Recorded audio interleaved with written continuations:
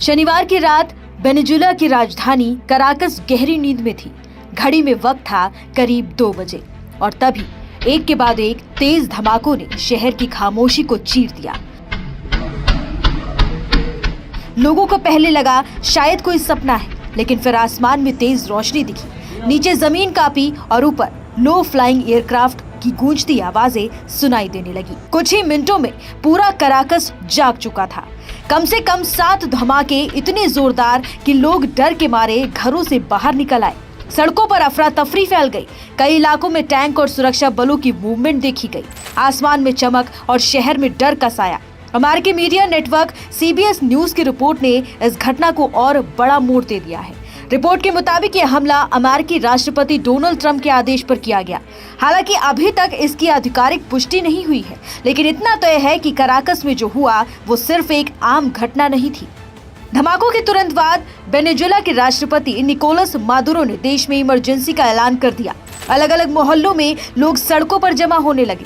दूर दराज इलाकों में भी हलचल और तेज रोशनी देखी गई। सोशल मीडिया पर वायरल हो रहे वीडियोस उस डर और दहशत को साफ दिखा रहे हैं जिससे पूरा शहर गुजर रहा है।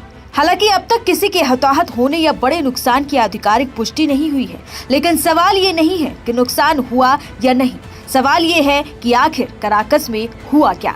क्या ये सीधा सैन्य हमला था, कोई गुप्त ऑपरेशन, सिर्फ एक सैन्य अभ्यास या फिर कोई तकनीकी दुर्घटना? इन सवालों के जवाब अभी भी धुंध में है, लेकिन जिस वक्त ये धमाके हुए और जिस हालत में हुए उन्हें अमेरिका वेनेजुएला टकराव से अलग करके देखना मुश्किल है।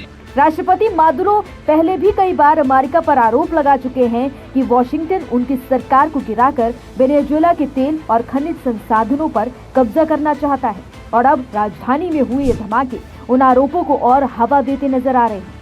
ये घटना ऐसे वक्त पर हुई है जब दोनों देशों के रिश्ते पहले ही बेहद तनावपूर्ण हैं। हाल के दिनों में अमेरिका ने वेनेजुएला से जुड़े कई तेल टैंकर जब्त किए हैं।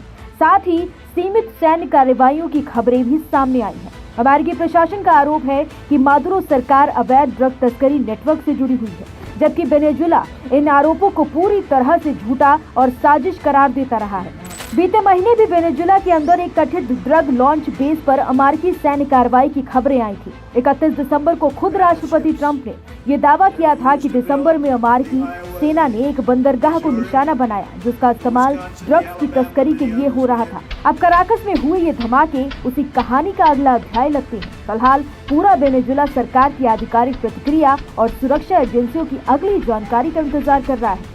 दुनिया की नजरें इस पर टिकी है कि क्या ये सिर्फ एक चेतावनी थी या फिर एक बड़े टकराव की शुरुआत, क्योंकि इतिहास गवाह है कि जब धमाके राजधानी में सुनाई देने लगे तो उनके असर सरहदों तक सीमित नहीं रहते।